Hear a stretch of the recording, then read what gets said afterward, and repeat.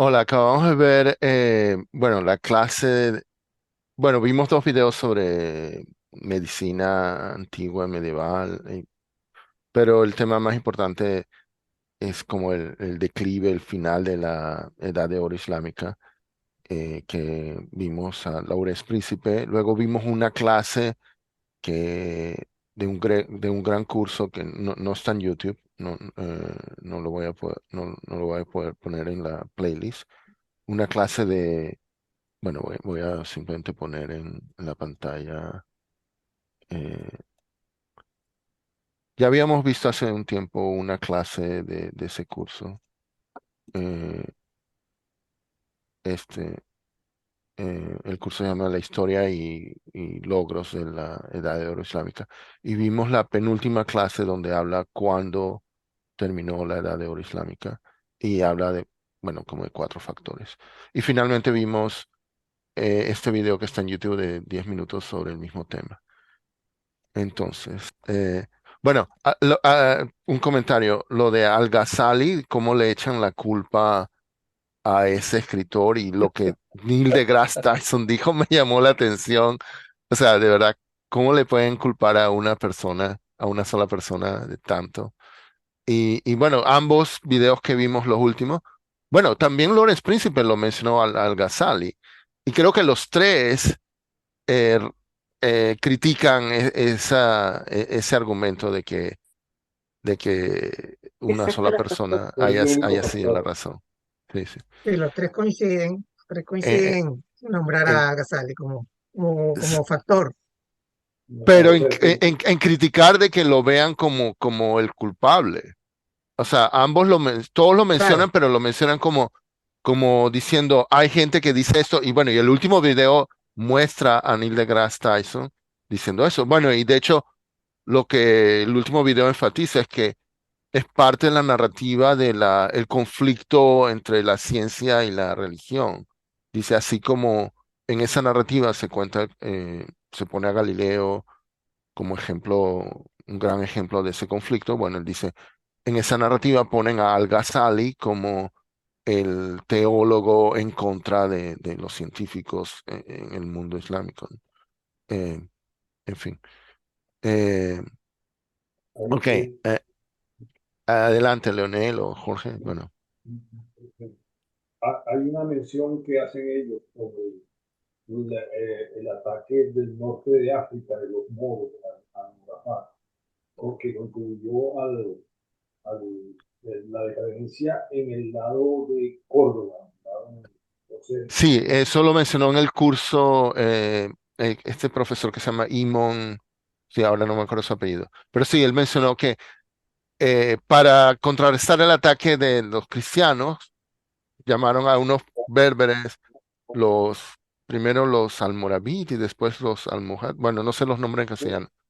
Sí, a eso te refieres, ajá. entonces que con eso eh, ese es un factor que, independientemente de que realmente Al-Ghazali haya tenido que ver con la diferencia, allí ya había empezado un ataque, un contraataque de la cristiandad española, que era la que más peso tenía, y para acabar con el dominio musulmán, el dominio islámico en esta península. Entonces, ya allí tú puedes empezar a hablar de decadencia de la edad de oro del Islam. Pero lo que Imon Giron se llama ese profesor, enfatizó fue que esos berberes que fueron allí fueron intolerantes y mataron o expulsaron a poblaciones cristianas y judías y que entonces allí en Córdoba, Allí, eh, eso es eh, lo que eh, precisamente, pero él como que más acusa a los berberes que a los españoles. Bueno, porque ahí está hablando creo del siglo XI, XII, o sea, claro, todavía lo que me resulta que se puede argumentar es esto.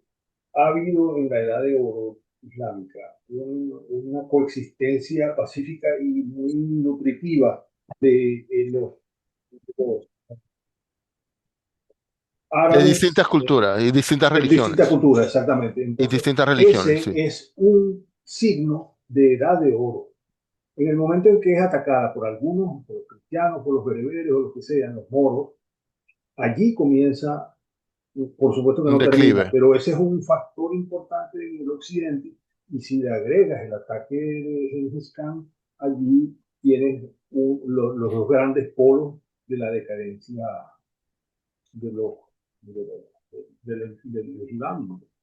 Ahora es Sí. interesante cómo cuando los islámicos se vuelven intolerantes, viene a ser justamente algo parecido a lo que está ocurriendo ahorita con la yihad y en nuestro tiempo. Este islamismo que está reapareciendo es tan intolerante como esos que se vieron, yo no sabía esa parte, ¿no? En la península ibérica, y se puede hacer un paralelo entre el Islam nutritivo, que es realmente promotor del raciocinio o de la razón, para no utilizar esta. Y en aquel momento y ahora mismo también, tú tienes, ¿qué significa el imperio de los islámicos en Persia, los ayatolás? Es el ataque contra la razón occidental, ¿no? Contra la razón en general. Si tú no puedes tener pensamiento propio en Irán ahorita porque te van a fusilar.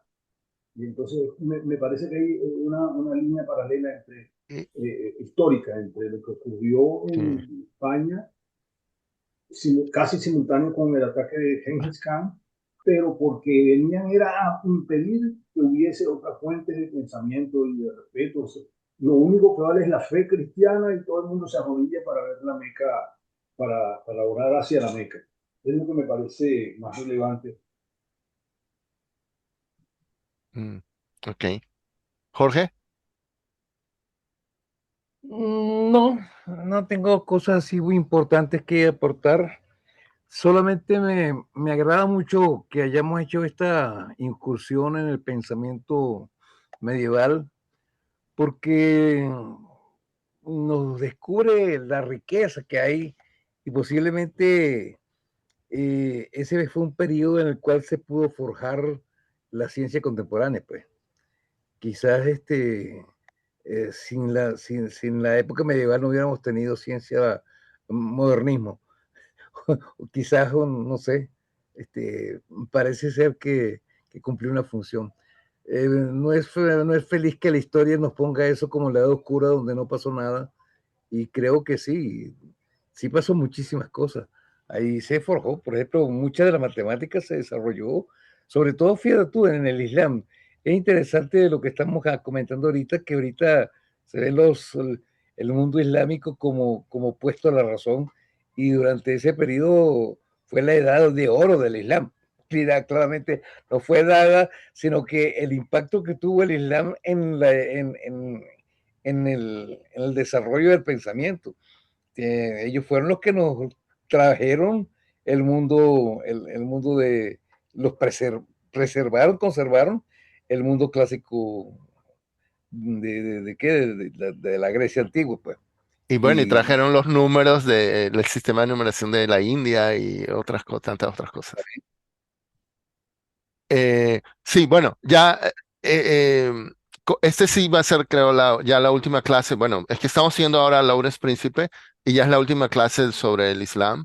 uh-huh. Le hemos dedicado, la verdad que originalmente el año pasado hicimos una y luego creo que ya ahora le hemos dedicado como seis.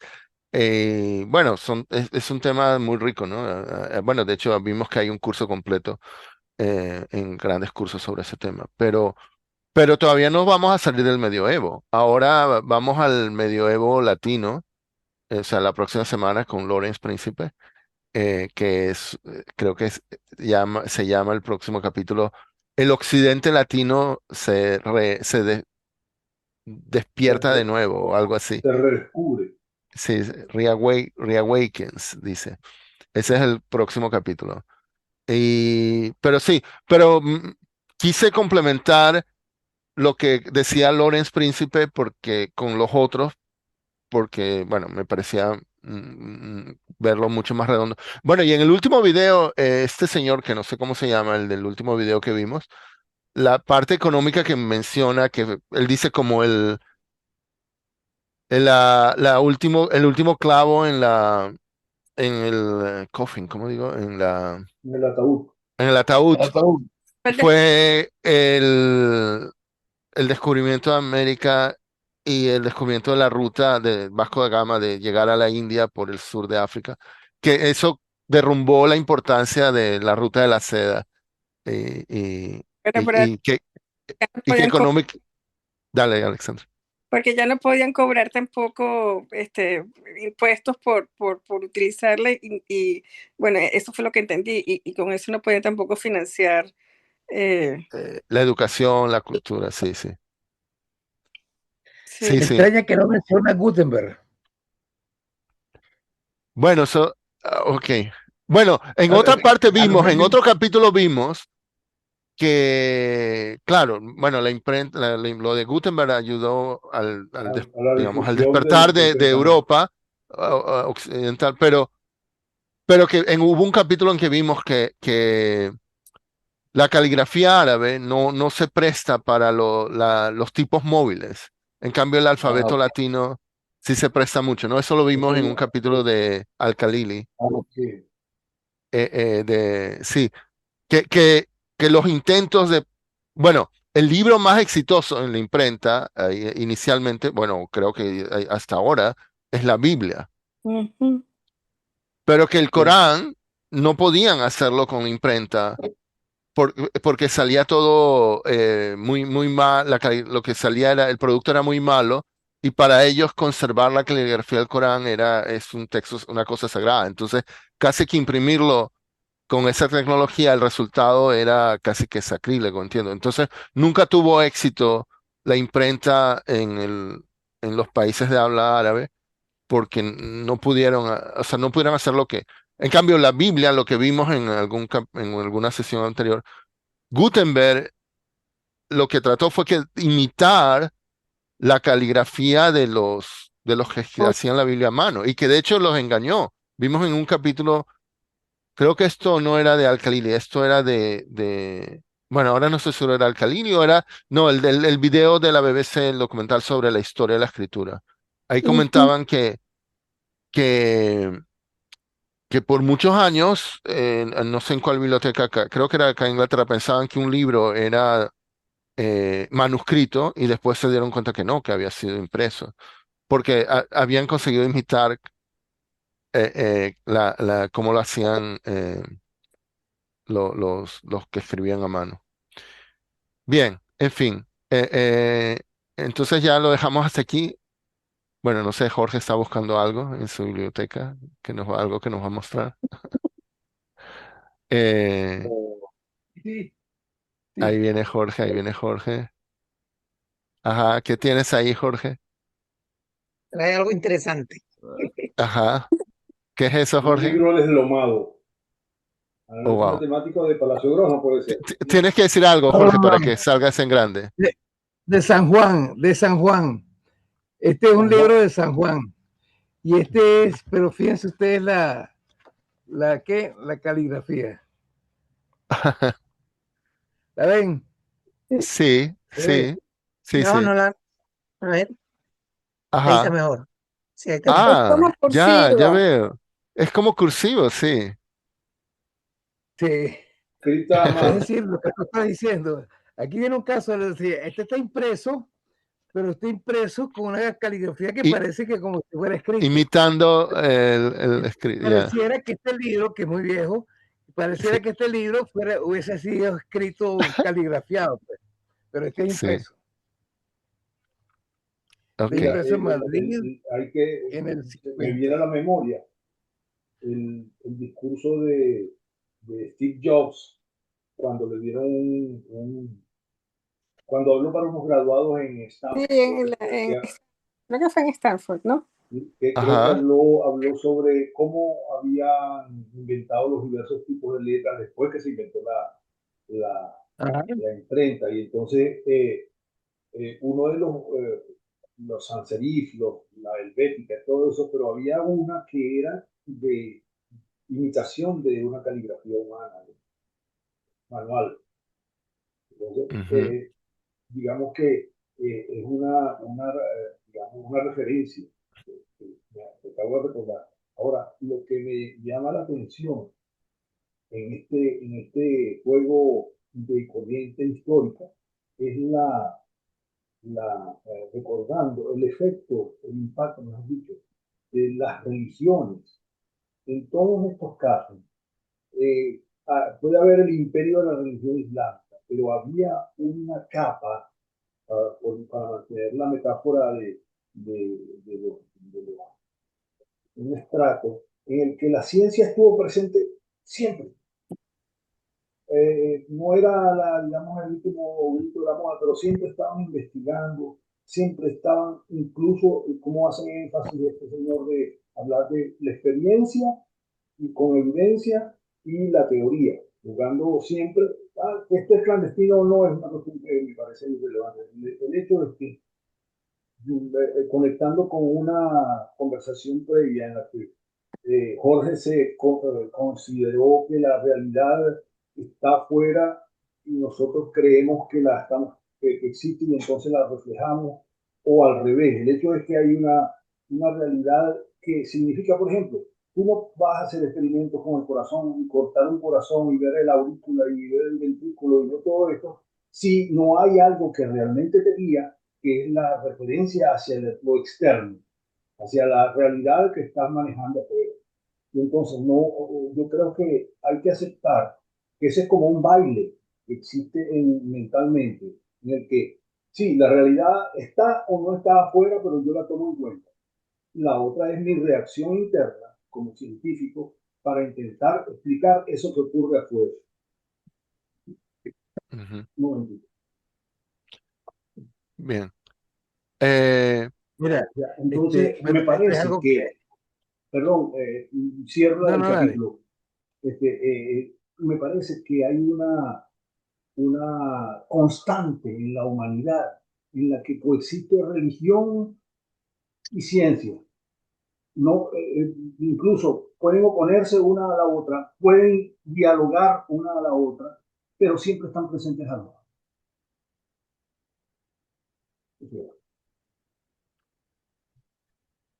No, no, yo lo que quería era decir, bueno, esto no es muy científico, pero la partecita donde fue a investigar allá al Cali, fue a la carnicería, porque los carniceros eran los carniceros eran los que sabían de anatomía. Bueno, eso es lo mismo que los barberos. Los barberos y los carniceros son los que mantienen la ciencia. Eso me hizo recordar a mí algo, fue una experiencia que tuve que fue al revés, y es que yo en aquella época sufría mucho de gota y se me inflamaban los pies y la rodilla. Una vez se me inflamó la rodilla muchísimo, se me puso el tamaño de un balón y fui al traumatólogo. Y el traumatólogo salió con una inyectadora, un balde y una manguera. y ese era el médico, eso fue en el Centro Médico Docente de la Trinidad. En el Centro Médico Docente, el médico salió con un balde y una manguera. Me metió la aguja en la rodilla, puso el balde y la manguera para drenarme el líquido sinovial. Entonces, en aquel momento yo me sentí que ese señor estaba igualito que un carnicero. Por eso es que me trajo a colación la relación entre la carnicería y la medicina, ¿no? Lo vi al revés, como el médico parecía un carnicero, allá era un carnicero que era médico. Okay.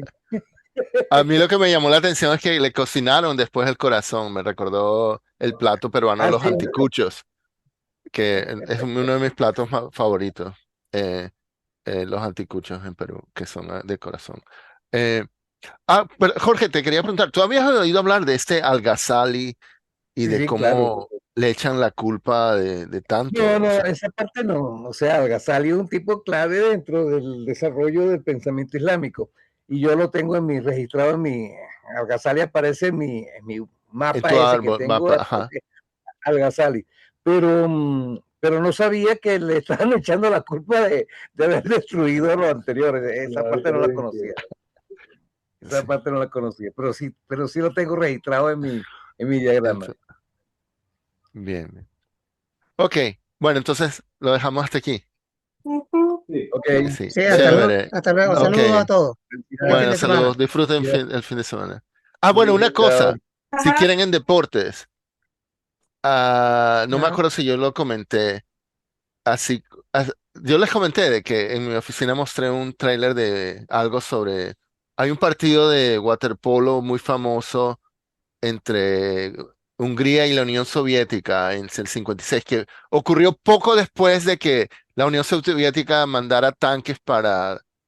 eh, a Hungría para acabar con un intento de independencia de Hungría, ¿ok? Y entonces el partido de ese waterpolo en los Juegos Olímpicos es muy conocido porque hubo sangre en la piscina y tal, ¿ok? Y hay documentales, hay películas húngaras al respecto. Y bueno, esta noche en el hockey sobre hielo van a jugar Estados Unidos y Dinamarca. Oh, Mm, vamos a pelear por Groenlandia. interesante. Sí. Y Así se que van va a a dar Bueno, estar, duro. va a estar candente. no sé, yo no creo que sea así. Yo no creo que No, sea ese enfrentamiento así. Déjame decirte que yo creo que Groenlandia debe estar agradecida a Estados Unidos que realmente hizo algo que Dinamarca le pusiera atención, porque Dinamarca tenía abandonada a ese, no sabía qué hacer con ellos, pues. No sabía qué hacer porque es un tipo que no produce nada y hay que mantenerlo y no sé qué historias, son los mantenidos, pues. Entonces lo tenía Sí. abandonado y por eso era que ellos estaban tratando de buscar la independencia hasta que entraron los chinos y empezaron a colonizarlo y entonces ahí cuando entra ahora no, ahora toda la Unión Europea está defendiendo a Groenlandia, ¿no?